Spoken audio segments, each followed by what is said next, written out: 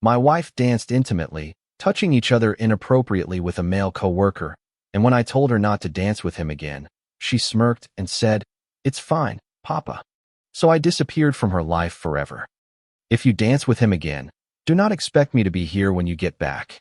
The words came out of my mouth in a low voice, without shouting, without a dramatic exit. I just said them like someone reading the weather forecast. She was barefoot on the grass, holding her heels in one hand and a wine spritzer in the other, one of those with fake raspberries floating on the surface. Her makeup had started to run, not from crying, but from laughing too hard at his jokes. The string lights above us flickered as if even they were tired of pretending. I was leaning against the fence, pretending not to watch, but watching every second. The second time she danced with him, I told myself it was innocent. The third time I told myself I was being paranoid. But the fourth, he was holding her face, not kissing her, not yet, but looking at her as if they were alone. She turned to me when I spoke, half hearing me, or maybe not hearing me at all. Maybe she thought I was joking, but when she saw my face, she smiled smugly, as if she were being adorable, as if it were charming how jealous I was getting. Then she said it. "Okay, Dad." And she went back to the music, back to him, back to that connection that, she insisted, did not exist. The one that was now rubbing her waist under the paper lanterns as if she were already his. I did not say anything else. It was not necessary because 10 minutes later, when she came looking for me, I was already gone. But that is not the part that hurts. What hurts is that she did not call. She did not send a text message. She did not even ask our friends where I had gone. She just stayed. She stayed at the party with him as if I had never been there to begin with. She got home at 1:15 in the morning. Not late. Too late. The kind of late where the silence starts to speak for you. I heard the garage door open from the couch where I had been sitting in the dark eating peanut butter with a spoon and trying to decide if I felt more angry or pathetic. Lately, it was always a coin toss. Her heels clicked on the tiles. She did not even bother to be quiet. Not an apology. Not a "where were you?" Not an acknowledgement that I had left her with the same words people say when they do not want to keep trying anymore. She just walked into the kitchen as if she were coming back from yoga, threw her clutch on the counter, and said, "You are being dramatic again." That was her new favorite word. Dramatic, not hurt, not confused. Not, "we need to talk," just dramatic, as if I were rewriting reality because her actual behavior was too inconvenient to acknowledge. I asked her calmly who had brought her home. She said Rylan, the same Rylan I had warned her about, the same Rylan who saw me leave and still kept his hands around her waist as if he were claiming a prize. She said it as if she were talking about the weather. Ryan dropped me off, nothing more. Just a coworker, just a man she swore meant nothing. I asked if he had come inside. She laughed. Not loud, just that short, sharp laugh people let out when you ask something they consider beneath them. "God, Clint, what is wrong with you? What is wrong with me?" I said again. I looked her in the eyes and said, "I was not joking before." Her response, "You left? So what? You want a medal for coming back?" I did not say anything after that. I grabbed my keys, got in my car, and drove aimlessly. I ended up in a Walmart parking lot eating cold fries from the bottom of a greasy bag while some teenagers skateboarded in figure eights in front of my headlights. I thought she might call. She did not. She was asleep by the time I got back. The lights off, the door locked, the phone face down on her nightstand with a new notification glowing. One I was not supposed to see, but I saw the name and it was not mine. It was his, and the preview. "You looked so good tonight." That was all I caught before the screen went dark again. I did not wake her up. I stood there in the doorway, listening to her breathe as if nothing was wrong, as if everything was not silently falling apart. And that was the first time I realized that this was not a misunderstanding, it was a transition. She was not thinking about leaving me. She was already gone. I stared at that message for so long I think my eyes stopped blinking. Just 5 words from him. "You looked so good tonight." And yet they echoed louder in my head than anything she had said to me in months. I stood in that doorway under the blue glow of her screen, trying to convince myself that it meant nothing. Maybe he was drunk. Maybe she did not respond. Maybe there was still a line she had not crossed. Maybe I was just a sad little man reading too much into things, as usual. But then her phone vibrated again. Another message, the same name. This time I picked it up. "I wanted to kiss you so badly. I can still feel your body against mine." I did not throw the phone. I did not scream or rip it from the wall like they do in the movies. I just sat on the edge of the bed as if someone had disconnected all the electricity from my spine. I looked at her sleeping, trying to find something in her face that resembled the woman I married. But there was nothing, just a peaceful, untroubled sleep. No guilt, no restlessness. She was curled up as if she had no secrets pressing on her chest. I thought about waking her up, about shaking her and shoving the phone in her face, but I knew what she would do. She would grab it, scroll fast, delete even faster, and call me paranoid. She would say it was out of context, that he was drunk, that nothing happened, that she was just being nice. She is always just being nice. So instead, I got up and left the room again. This time not because I was angry, but because I could not stand to be near her. I sat in the laundry room, of all places, next to the dryer that still had my work shirts inside. I watched the moonlight through the cracked window and tried to imagine how someone chooses to destroy a life you built together just because someone else smiled at them at the right moment. Sometime around 4:30 in the morning, I started writing. Not a message to her or to him, just notes. A list of all the moments that once seemed like love, but now just seemed like a setup. Like the time she laughed too hard at a joke of his in front of me, or how she changed her perfume after that office retreat, or how she stopped saying, "I love you," unless I said it first. It was all there. Every warning sign, like red flags I drove past because I was too afraid to admit I saw them. I did not sleep. When the sun came up, I made coffee I did not drink and stared at the kitchen counter as if it would offer me answers. She came down around 8, yawning, wearing one of my hoodies like a weapon. And you know what she said? "Why are you up so early? You look awful." I wanted to ask her if Rylan looked better that morning, if she had answered his message, if she even remembered what she did, but I did not. I just said I could not sleep. And she kissed my cheek. She kissed me as if we were fine, as if everything was fine, as if she had not just crossed the invisible line between emotional fantasy and physical betrayal. That kiss was worse than any slap, because then I knew she was playing a part, and I was the only one who had not realized the script had changed. The kitchen smelled of burnt toast and something citrusy she had sprayed in the air to make it seem like she had cleaned. She was humming some random pop song and looking at her phone while I sat on the other side of the island pretending to read an article I could not focus on. She would glance at me from time to time, as if trying to decide if I had noticed anything. If I knew, I think she could feel it. My stillness, the way I did not ask any questions, did not reach for her hand, did not try to pretend we were okay. That silence made her nervous.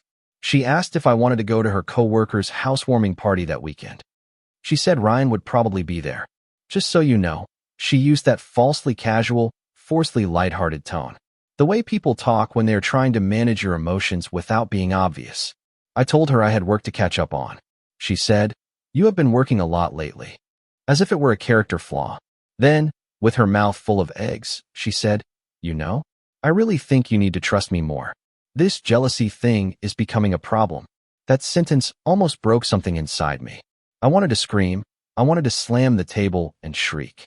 You have no right to call it jealousy when I have seen the messages. You have no right to play the victim when you are the one on the verge of cheating and you are asking me to pretend it is a dance routine. But I did not because I knew how that game was played. She would turn it back on me. She would cry. She would accuse me of being unstable, controlling, insecure, and then the worst of all, she would win. So instead I just nodded and said, "You are right. Maybe I am overthinking things." That was the moment I gave her permission to keep doing it. I saw it in her eyes, that little flash of relief, as if she realized the door was still open and I was not going to slam it shut. Not yet. She kissed me again before leaving to start her day, this time slower, as if thanking me for being blind. The second the door closed behind her, I went upstairs and opened her laptop. The same laptop she used for everything. Work, social media, private messages, the same one I had fixed for her when it broke last fall, giving me the password I never forgot. It was all there. Her Slack messages, her archived Instagram direct messages, her draft emails that she never sent, but never deleted either. There were playlists titled with inside jokes I was not a part of. There were pictures of her from the last company retreat, pictures I had never seen, taken from angles only someone intimate would choose. In one she is in a swimsuit holding a beer. In another she is asleep on a couch with her face turned towards the camera, a blanket barely covering her legs, and then there was the folder. For me was the name.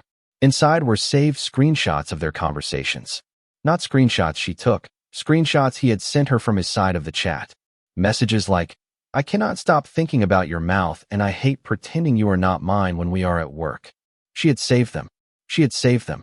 You do not save those kinds of things unless you plan on looking at them again, unless they mean something to you, unless it is real. I did not copy anything. I did not take screenshots. I just sat there with my heart pounding, trying to decide if this was the moment I left, if this was the line that could finally not be uncrossed. But then my phone vibrated, a message from her. "Hey, I forgot to tell you, do not forget to buy the stuff for your mom's birthday dinner. Can you take care of that?" Just like that. As if I were her assistant, as if I were her cover, as if I were still useful. And that is when I realized this was not an affair she was hiding. This was an affair she was managing like an appointment on her calendar, and I was the time slot she no longer respected. 2 nights after I found the folder on her laptop, we went out to dinner, or rather, she insisted we do something normal, like couples are supposed to do. I did not want to go. Every part of me wanted to stay home and pretend the world was not happening, but she was persistent. She said, "Let's not just sit in silence again tonight, Clint. It is weird." So I agreed, like an idiot. We went to this fusion place. She likes small plates, expensive cocktails with herbs in them, waiters with ironic mustaches. She wore red, the color she used to reserve for birthdays and weddings, and now she was wearing it for a Thursday night dinner with the man she was slowly replacing. The moment we sat down, she picked up her phone, not for a message, not for pictures. She opened the camera as if she were framing a shot, not of the food, not of the restaurant, but of herself. She turned slightly in the booth to get her good side. She hit the shutter 3 times, applied a filter, then typed something and hit send. I asked who it was for. She said, "Oh, no one. Relax, buddy." Buddy? That word landed heavier than anything else she could have said. Not honey, not love, not even Clint. Buddy.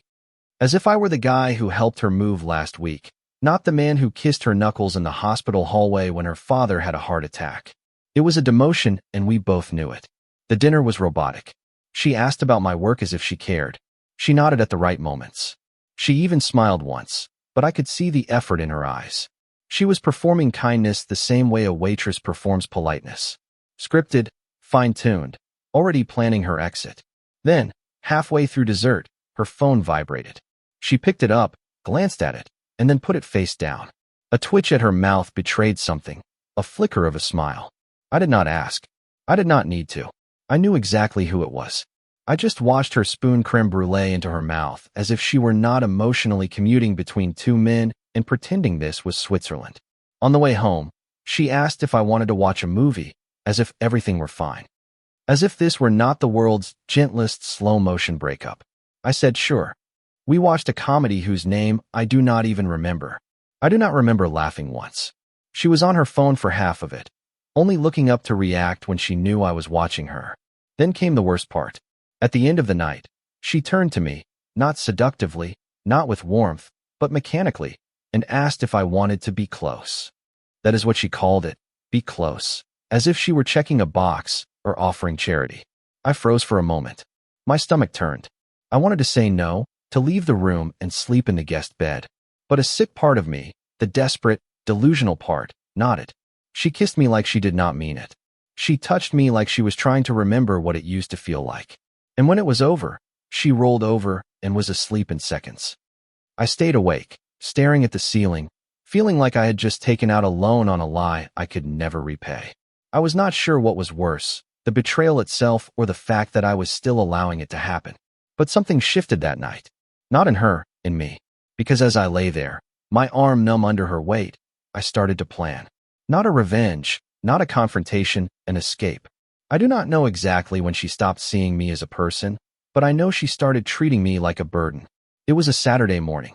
The air smelled strongly of burnt coffee because she had let the coffee maker run dry again. I was standing at the kitchen sink, staring at nothing, and she walked in like someone checking the status of a half-working appliance. She asked what my plans were for the day. I said I had work to catch up on. It was not true. I just needed to be alone, to think, to breathe, to exist without feeling like a stranger in my own home. But then she said it. You should give me your schedule so I can help you stay organized. I turned around, confused. My schedule? Yes, she said, stirring oat milk into her coffee. Your week is always so chaotic, and I feel like you are constantly overwhelmed. I can manage it for you, like block out time for work, errands, sleep, things like that. That was not kindness, it was containment. It was her subtle way of saying, if I know where you are, you will not show up somewhere I do not want you to be. I did not respond. I just nodded and said, I will think about it. She kissed my forehead as if I were her elderly father and walked out humming something cheerful.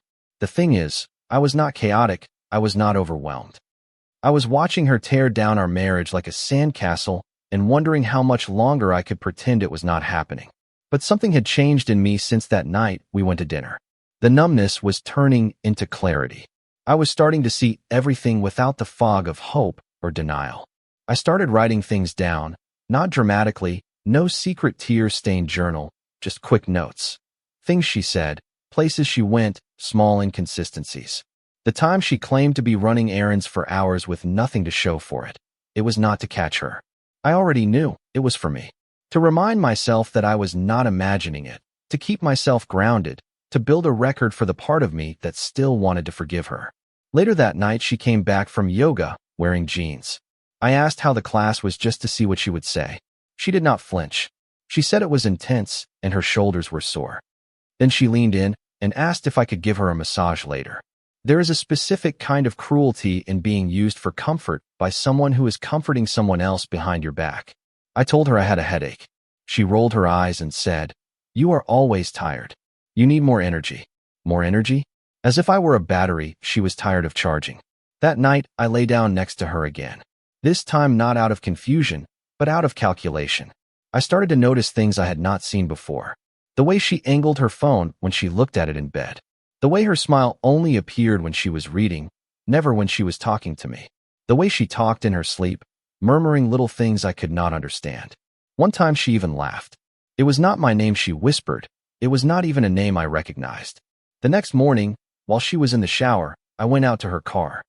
I was not looking for anything specific, just following the ache in my chest.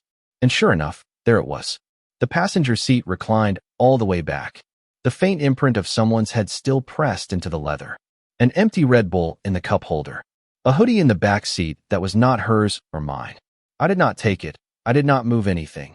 I just stood there in the driveway with the cold wind on my neck, realizing she had stopped hiding it because she thought I would never leave, that my silence was submission, that my love was a leash. But what she did not know was that I had already started the process, not of revenge, of removal, and she would soon feel the absence she thought she wanted, only it would not come with closure. It would come with a mirror.